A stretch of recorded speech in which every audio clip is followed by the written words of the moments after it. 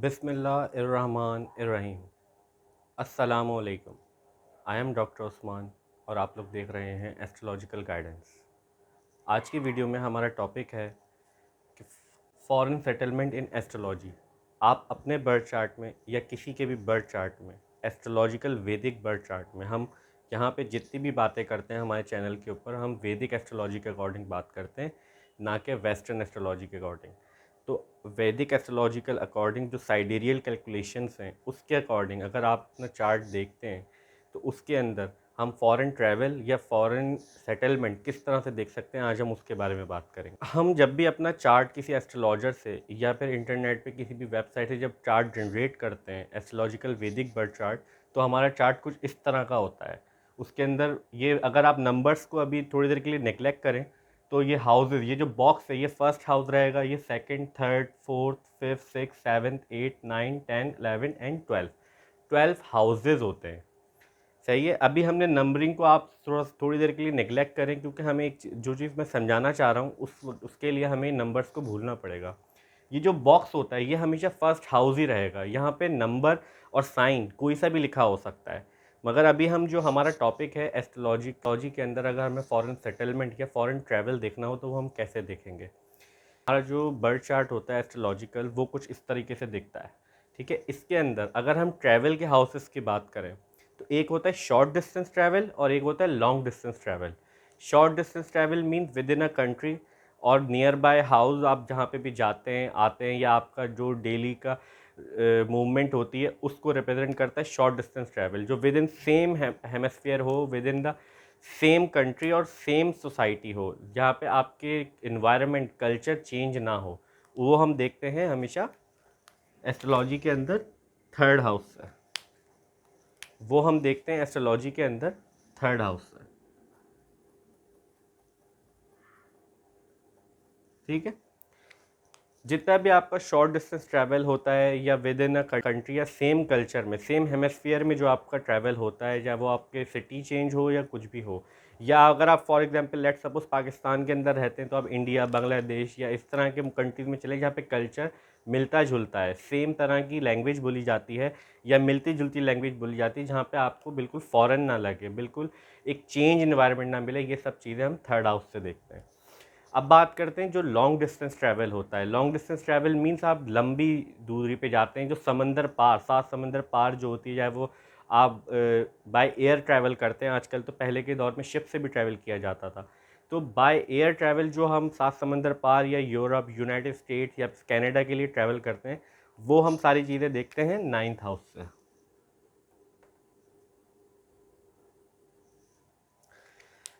अभी हमने यहाँ तक हमने बात की है कि अगर आपका बर्थ चार्ट है तो हम सिर्फ अभी हाउसेस की बात करें, साइन की बात नहीं कर रहे। तो अगर हम ट्रैवल देखेंगे, short distance travel with in a country या फिर करीबी, जहाँ पे कल्चरल आपकी वैल्यूज़ चेंज ना हो, कल्चर एक जैसा हो, तो वो हम थर्ड हाउस से देखेंगे।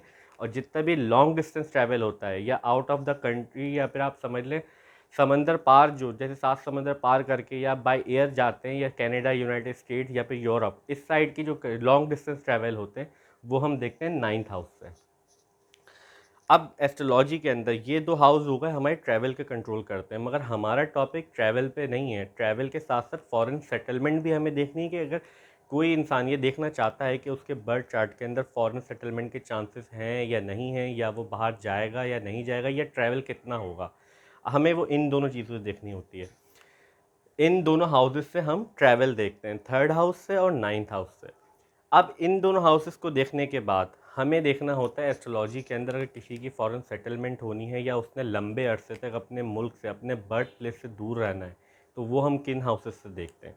देखिए, सबसे पहले हमारे पास होता है first house, twelfth house, second house, fourth house, seventh house और नाइन्थ और थर्ड। हमने इस बारे में बात कर ली। ये दोनों हाउस जो होते हैं नाइन और थर्ड, ये ट्रैवल को इंडिकेट करते हैं। अब फर्स्ट हाउस को क्यों काउंट करते हैं इसके अंदर, हम उस पर बात करते हैं। फर्स्ट हाउस आप है, आपका असेंडेंट है, आपकी होल लाइफ है, आपकी होल पर्सनैलिटी को डिफाइन करता है। और ट्वेल्थ हाउस आपका फॉरेन लैंड होता है, जितनी भी फॉरेन चीज़ें होती हैं। जब हम अपनी असेंडेंट सीरीज़ कर रहे थे हमने इस पर डिटेल में बात की थी कि ट्वेल्थ हाउस किन किन चीज़ों को रिप्रेजेंट करता है। तो फॉरेन सेटलमेंट, जितनी भी चीज़ें फॉरेन होती हैं जो हम नहीं जानते, वो सारी चीज़ें 12th हाउस से रिप्रेजेंट की हैं, 12th हाउस से रिप्रेजेंट होती हैं। फॉरेन सेटलमेंट का हाउस, जो जितनी भी आपकी कंट्री, आप जहाँ बर्थ प्लेस, आप जहाँ पे प्लेस, जहाँ पे आपने बर्थ लिया जिस कंट्री में, उस कंट्री से जो डिफरेंट कल्चरल वैल्यूज़ चेंज हो जाएं, आपके लिए बिल्कुल नई जगह हो, वो चीज़ें हम देखते हैं 12th हाउस से परमानेंटली सेटल होने, क्योंकि आप बिल्कुल एक इन्वायरमेंट में थे, एक कल्चरल वैल्यूज़ के अंदर थे और आप बिल्कुल डिफरेंट चले गए। इसको हम 12th हाउस से देखते हैं। बर्थ चार्ट में 12th हाउस होता है, वो एस्ट्रोनॉट्स जो इतने भी होते हैं उनकी बर्थ चार्ट में भी बहुत ज़्यादा इंपॉर्टेंट होता है, क्योंकि आप देख, हमने बात की लॉन्ग डिस्टेंस ट्रैवल, बिल्कुल फ़ॉरेन, अगर आप दुनिया से बाहर जाके किसी और प्लेनेट पे या मून पे जाते हैं, तो वो उन लोगों के चार्ट के अंदर भी 12th हाउस बहुत स्ट्रांग होता है। और मोस्टली एस्ट्रोनॉट्स के चार्ट के अंदर अगर आप रिसर्च करें और देखें, तो मेरी रिसर्च के अंदर यही गुजरा है कि ज़्यादातर 12th हाउस के अंदर राहु प्लेस्ड होता है ऐसे लोगों का, क्योंकि राहु फॉरेन चीज़ों को रिप्रेजेंट करता है, 12th हाउस है ही फॉरेन का। और अगर उसकी राहु की टाइम इनकी दशा चल जाए तो ऐसे लोगों के बहुत ज़्यादा ट्रैवल होते हैं। एस्ट्रोनॉट्स की चार्ट के अंदर बहुत ज़्यादा क्लियरली देखा जाता है कि 12th हाउस के अंदर राहु प्लेस्ड होता है। तो हमने बात की अभी तक, फर्स्ट हाउस आप हैं, 12th हाउस फॉरेन लैंड हो गया। अब दो तरह की चीज़ें होती हैं, एक होता है कि किसी इंसान को ख्वाहिश होती है बाहर जाने की, कि वो बाहर जाना चाहता है, अपनी कंट्री से सेटलमेंट होना चाहता है, मगर और दूसरी चीज़ ये होती है कि कुछ लोगों को जाना नहीं होता, उनकी जाने की मर्ज़ी नहीं होती, मगर फिर भी उनको अपने बर्थ प्लेस से दूर जाना पड़ता है। अब ये सिचुएशन किन दो चीज़ों में आती है?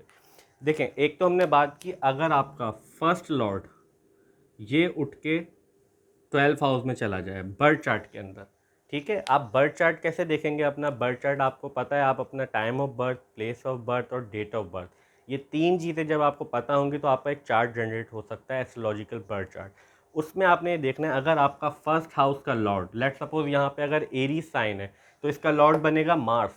मार्स अगर फर्स्ट हाउस से उठ के 12th हाउस में प्लेस्ड हो जाता है आपके बर्थ चार्ट में, तो ऐसे लोगों की ख्वाहिश होती है कि ये बाहर जाना चाहते हैं, ये बाहर जाके ही सेटलमेंट हो पाते हैं। इनकी सेटलमेंट, इनकी जितनी भी चीज़ें होती हैं वो बाहर कंट्री से जाके ही होती हैं। अब इसमें दूसरा सिनेरियो ले, दूसरा सिनेरियो ये हो सकता है, अगर 12th हाउस का लॉर्ड बर्थ चार्ट में फर्स्ट हाउस में आ जाए, ठीक है। तो ऐसे लोगों की ख्वाहिश अगर नहीं भी होती, तो इनको गाहे बगाहे या हालात इस तरह के हो जाते हैं कि इनको अपनी कंट्री से छोड़ के दूसरी कंट्री में जाना पड़ता है, अपने बर्थ प्लेस को छोड़ के दूसरे इन्वायरमेंट जाना पड़ता है। इस तरह की सिचुएशन क्रिएट हो गई। क्या डिफरेंस रहा दोनों में? दोनों में डिफरेंस यह रहा, अगर फर्स्ट लॉर्ड 12th हाउस के अंदर प्लेस्ड होगा, इट्स मीन कि ऐसे लोग जाने के लिए कोशिश करते हैं, इनको हर्डल्स आएंगी। वो हर्डल्स किस तरह से देखेंगे हम, कि कितनी हर्डल्स आएंगी, कितनी मुश्किल से जा पाएंगे, ये ख्वाहिश तो रखते हैं जाने की। वो डिपेंड करेगा 12th हाउस का लॉर्ड कैसा प्लेस्ड है। अगर 12th हाउस का लॉर्ड वेल प्लेस्ड है और फर्स्ट हाउस का लॉर्ड 12th हाउस में आके प्लेस हो जाए, तो ऐसे लोग बहुत आसानी से और बहुत जल्दी जाके और इस्टेब्लिश हो जाते हैं बाहर कंट्रीज़ के अंदर, या अपनी बर्थ प्लेस से डिफरेंट कंट्रीज़ के अंदर। दूसरे सिनेरियो के अंदर, अगर 12th हाउस का लॉर्ड फर्स्ट हाउस में बैठा हो, मीन्स आपका फॉरेन लैंड जो हाउस कंट्रोल करता है उसका लॉर्ड, जो चीज़ें फॉरेन कंट्री, वो आपके असेंडेंट में आ गया, आपके ऊपर आ गया, तो इट्स मीन आपको गाहे बगाए लाइफ में ऐसे सर्कमस्टेंसेस होंगे कि आपको अपनी कंट्री छोड़ के बाहर जाना पड़ सकता है। जब भी हम किसी का चार्ट या फॉरेन सेटलमेंट के लिए या ट्रैवल के लिए कंसीडर कर रहे होते हैं, तो उसमें डिफरेंट डिफरेंट सिनेरियोज होते हैं। कोई पीआर के थ्रू जाता है, कोई स्टडी के लिए जाता है, कोई पोस्ट ग्रेजुएशन के लिए जाता है, या कोई शादी करके जाता है। इस तरह के आपके सिनेरियोज बनते हैं। अब वो लोग, हम उन लोगों की बात करते हैं जो लोग फैमिली के बेसिस पे या पीआर बेसिस पे जाते हैं। हमने यहाँ पे सेकंड हाउस को भी मार्क किया है कि फॉरेन सेटलमेंट में सेकंड हाउस क्या रोल प्ले करेगा। देखिए, जब हम अपनी असेंडेंट सीरीज़ कर रहे थे और हम हाउसेस को डिस्क्राइब कर रहे थे साइंस को, तो हमने बात की थी सेकंड हाउस आपकी फैमिली का होता है, आपकी फैमिली इन्वायरमेंट का होता है, आपकी अपब्रिंगिंग का होता है, अर्ली चाइल्डहुड आपने किस तरह का गुजारा, आपकी फैमिली इन्वायरमेंट कैसा है, आप किस तरह से बड़े हुए हैं। अगर इसका लॉर्ड, सेकंड हाउस का लॉर्ड और फोर्थ हाउस, सेकंड हाउस का लॉर्ड अगर 12th हाउस से कनेक्शन बना ले, या 12th हाउस का लॉर्ड सेकंड हाउस से कनेक्शन बना ले, तो ऐसे लोग अपनी फैमिली के किसी न किसी मेंबर के थ्रू या मेंबर के साथ फॉरेन कंट्री में जाके सेटल हो जाते हैं, और ये लाइफ लॉन्ग उनका जो है सेटलमेंट रहती है। ये पीआर वाले कनेक्शन होते हैं अगर सेकंड हाउस आपका इन्वॉल्व हो जाए। अगर सेकंड हाउस इन्वॉल्व नहीं होगा, इट्स मीन आप, अगर 12th और फर्स्ट हाउस इन्वॉल्व है, तो इट्स मीन आप अकेले जाएंगे, जाके अपना काम करेंगे, फिर वापस आ जाएंगे। जहाँ पे सेकंड हाउस 12th हाउस के अंदर प्लेस हो जाए, या 12th हाउस सेकंड हाउस के अंदर इसका लॉर्ड जो है वो सेकंड हाउस में प्लेस हो जाए, सेकंड हाउस का लॉर्ड 12th हाउस में प्लेस हो जाए, तो ऐसे लोग अपनी फैमिली के थ्रू जाके कहीं ना कहीं से पीआर अपनी हासिल कर लेते हैं और परमानेंट जो है बाहर सेटलमेंट कर लेते हैं। इसी तरीके से पीआर के लिए हमें सेकंड हाउस देखना होता है और परमानेंट रेजिडेंट के लिए ग्रीन कार्ड कह लें या फिर दूसरी चीज़ आपका फोर्थ हाउस देखना होता है। देखिए फोर्थ हाउस जो है वो आपका होम इन्वायरमेंट है, आपका घर है। सेकंड हाउस आपका अर्ली होम इन्वायरमेंट है। फोर्थ हाउस आपका फिजिकल होम, जहां आप रहते हैं, जो आपका बर्थ प्लेस होता है, जो आपकी कंट्री होती है, बर्थ कंट्री होती है, उसको रिप्रेजेंट करता है। लेट सपोज अगर फोर्थ हाउस का लॉर्ड उठ के 12th हाउस में चला जाए या 12th हाउस का लॉर्ड फोर्थ हाउस में आ जाए, इन दोनों सिनेरियोज के अंदर आप जो है अपना परमानेंट जो आपका घर होता है वो ऐसे लोग बाहर जाके बनाते हैं अपनी ज़िंदगी के अंदर। और इनके या तो दो घर होते हैं या फिर इनका एक घर बाहर भी होता है। क्यों? क्योंकि जो हाउस आपका फिज़िकल होम को कंट्रोल करता है, जहां आप रहते हैं, आपकी रहन सहन को कंट्रोल करता है, फिज़िकल होम, वो उठ के फॉरेन लैंड में चला गया, तो ऐसे लोग बाहर जाके पीआर हासिल करते हैं और अपना घर वहाँ पे डेवलप करते हैं और ये लोग परमानेंटली ऐसे लोग फॉरेन कंट्री में सेटल हो जाते हैं। अब 12th हाउस का लॉर्ड अगर फोर्थ हाउस में आ गया तो वही सिनेरियो बनेगा। ऐसे लोग, इन लोगों को भी यही सीन होता है कि ये लोग पीआर के थ्रू अपने पेरेंट्स के साथ या अपनी फैमिली मेम्बर के थ्रू, या तो इनकी कोई सिस्टर होंगी या इनका कोई फैमिली मेम्बर होगा बाहर जो इनको बुलाएगा पीआर के थ्रू, और ये लोग वहाँ जाके परमानेंटली सेटल हो जाते हैं। अब कुछ लोग ऐसे होते हैं जो स्टडी पर्पस के लिए बाहर जाते हैं। अब हम उनकी बात करते हैं।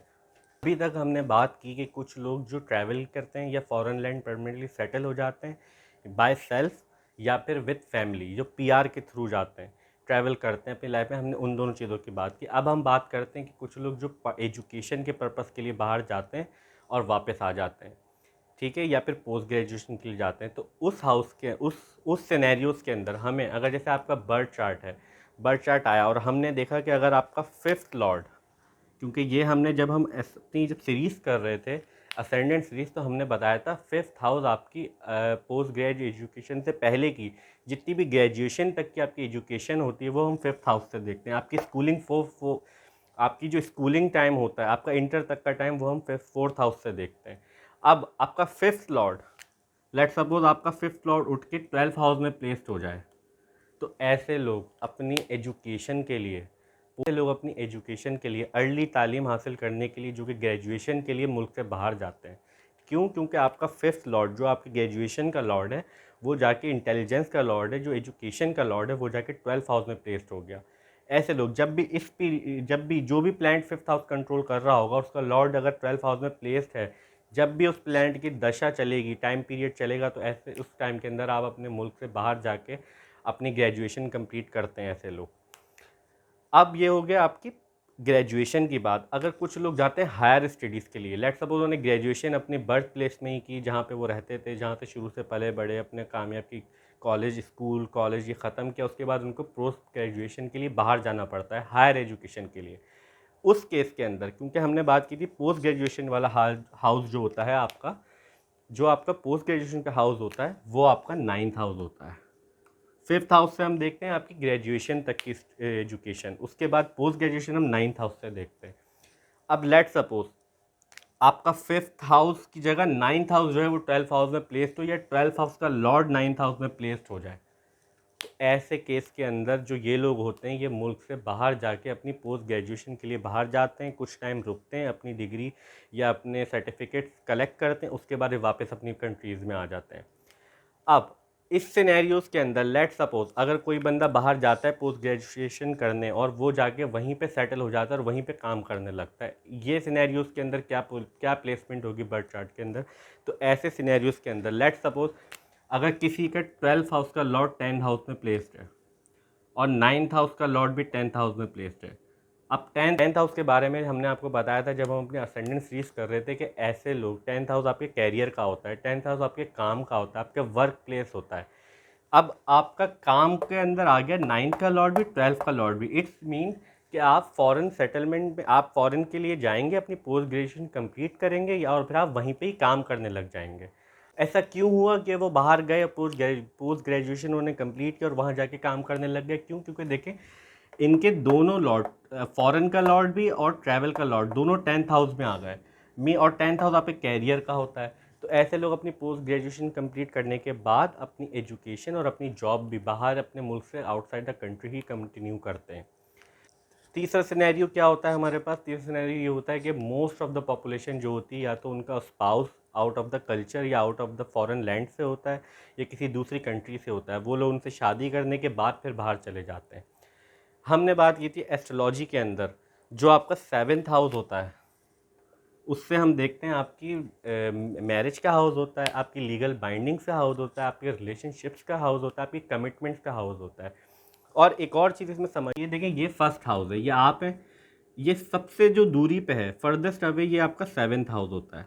तो इसको भी अगर फर्स्ट हाउस का लॉर्ड 7th हाउस में प्लेस्ड हो या 12th हाउस का लॉर्ड 7th हाउस में प्लेस्ड हो जाए, फर्स्ट हाउस का लॉर्ड हम कह रहे हैं, देखें फर्स्ट हाउस का लॉर्ड अगर 7th हाउस में प्लेस्ड हो, 12th हाउस का लॉर्ड 7th हाउस में प्लेस्ड हो, ऐसे लोग अपनी शादी के बाद या अपने स्पाउस के थ्रू फॉरेन लैंड जाते हैं और वहीं पे जाके सेटल हो जाते हैं। क्यों? क्योंकि इसके अंदर 7th हाउस इन्वॉल्व हो गया। हमें अब देखिए चीज़ों को एस्ट्रोलॉजी के अंदर हमें कनेक्ट करके देखना पड़ता है कि कौन सा लॉर्ड कहाँ बैठा है और किस प्लैनेट के साथ कंजंक्शन में है, किस प्लैनेट के साथ बैठा है और कौन सा प्लैनेट उसको देख रहा है। क्योंकि एस्ट्रोलॉजी के अंदर सर्टेन एस्पेक्ट्स होते हैं, हम इससे करते हैं। अब ये तो क्लियर इंडिकेशन है कि अगर किसी का 7th लॉर्ड, हमने बताया 7th हाउस जो है वो शादी को कंट्रोल करता है, और वो जाके अगर फॉरेन के हाउस के अंदर प्लेस हो जाए और या 12th हाउस का लॉर्ड जो है 7th हाउस में प्लेस हो जाए, तो ऐसे लोगों के मोस्टली ज़्यादातर ये होता है कि लोग शादी के बाद इनका स्पाउस बाहर रहता है और ये बाहर जाके परमानेंटली सेटल हो जाते हैं और वहाँ पे अपनी ज़िंदगी अच्छी गुजारते हैं। ये बातें हो गई हमारे बर्थ चार्ट से। अब जैसे कोई अगर इंसान हमारे पास आता है अपना बर्थ चार्ट लेके कि हमें अपना बर्थ चार्ट दिखाना है कि हमारे साथ ये मसला है, हम बाहर जाना चाहते हैं, हमारा कब तक हो जाएगा। देखें एक चीज़ होती है आपका बर्थ चार्ट, जो कि आपके time of birth, place of birth और टाइम ऑफ बर्थ से आपका टाइम बर्थ चार्ट बनता है, जिसको हम कहते हैं कि ये स्क्रीनशॉट होता है एक तरह से। जिस वक्त आपने पहली सांस ली, जिस वक्त आप पैदा हुए, उस वक्त आसमान पे प्लैनेट्स कहाँ पे थे, वो आपका बर्थ चार्ट होता है। मगर प्लैनेट्स तो घूम रहे हैं रेगुलरली सोलर सिस्टम के अंदर, वो कभी भी रुकते नहीं है, तो उसको हम कहते हैं, साथ साथ हमें ट्रांजिट चार्ट भी देखना पड़ता है।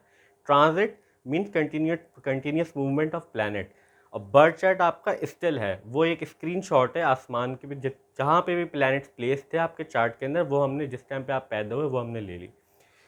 70% जो पिक्चर होती है वो आपका बर्थ चार्ट क्लियर करता है, बाकी आपको तो 30% होता है वो हमें ट्रांजिट से देखना पड़ता है, कि हम साइमल्टेनियसली ट्रांजिट चार्ट को रखते हैं, बर्थ चार्ट को रखते हैं, और उसके बाद आपकी दशाज देख रहे होते हैं। आपका बर्थ चार्ट कंफर्म करेगा सबसे पहले हमें आपका बर्थ चार्ट देखना होता है कि वो कंफर्मेशन करे कि आपके ट्रैवल है या नहीं है। ट्रैवल होगा तो आपको इस तरह के जो जो जितने भी सिनेरियोज हमने डिस्कस किए, इन तरह के सिनेरियोज मिलेंगे। लेट्स सपोज हमने एक चीज़ देख ली कि इनका जो है वो एजुकेशन के थ्रू ये बाहर चले जाएंगे, इनकी जो एजुकेशन होगी इनको बाहर हासिल करनी होगी। फिर हम देखेंगे इनकी दशा कि इनका जो टाइम पीरियड है उसके अंदर इस प्लैनेट की जो 5th हाउस को कंट्रोल करता है, 12th हाउस को कंट्रोल करता है, उस प्लैनेट का टाइम पीरियड कब आएगा। उसके बाद जब हमने ये दो चीज़ें देख ली, दोनों में इंडिकेशन मिली कि ये बंदा बाहर जा सकता है और बाहर पढ़ाई के लिए जाएगा, फिर हम फाइनलाइज जो करते हैं, जो टाइम के अंदर बिल्कुल एक्यूरेसी ला के, वो हम लाते हैं ट्रांजिट से। क्योंकि ट्रांजिट के अंदर भी प्लैनेट्स घूम रहे हैं, उनका भी इफेक्ट होता है सर। कभी प्लैनेट्स रिट्रोग्रेड होते हैं और कभी प्लैनेट्स डायरेक्ट होते हैं, तो इनके अलग अलग असरात होते हैं हमारी ज़िंदगी के ऊपर। हम इन 3 चीज़ों से किसी को भी इससे बर्थ चार्ट के अंदर प्रिडिक्ट करके देते हैं कि आपका या तो फॉरेन ट्रैवल है या नहीं है, आपके लिए बेटर रहेगा या नहीं रहेगा।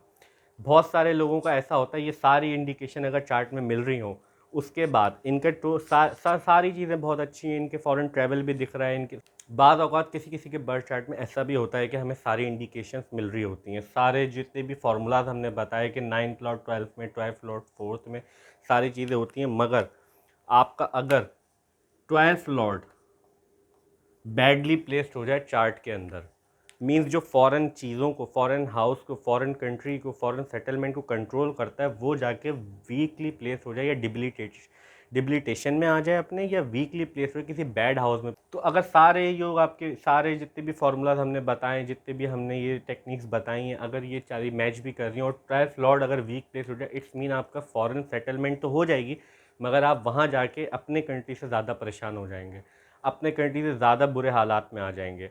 और इसी तरह से अगर 12th लॉर्ड जो है वो स्ट्रांगली प्लेस्ड हो और ये सारे आपको इंडिकेशन ना भी मिल रही हो, तो it is a high chance कि आप फॉरेन में जाके अपने मुल्क से ज़्यादा तरक्की करेंगे। ऐसे लोग होते हैं जिनके बर्थ चार्ट में ये इंडिकेशन मिलती है कि वो अपने मुल्क में जब तक भी रहते हैं तो उनको काफ़ी हर्डल्स, काफ़ी स्ट्रगल, काफ़ी मेहनत करनी पड़ती है और उनको उतना उसका सिला भी नहीं मिलता। मगर जब जैसे ही वो मुल्क से बाहर चले जाते हैं तो उनकी प्रोग्रेस लाइफ करना शुरू कर जाती है। तो हमें इन चीज़ों को, टेक्निकली चीज़ों को देखना पड़ता है एस्ट्रोलॉजी के अंदर। आज की वीडियो यहीं तक थी कि हम एस्ट्रोलॉजी के अंदर फॉरेन सेटलमेंट और फॉरेन ट्रैवल कैसे देख सकते हैं। आई होप कि वीडियो आपको समझ आई होगी और अच्छी लगी होगी, और अगर अच्छी लगी है तो प्लीज़ वीडियो को लाइक कीजिए, चैनल को सब्सक्राइब कीजिए। मिलते हैं नेक्स्ट वीडियो में, जब तक के लिए अल्लाह हाफ़िज़, टेक केयर।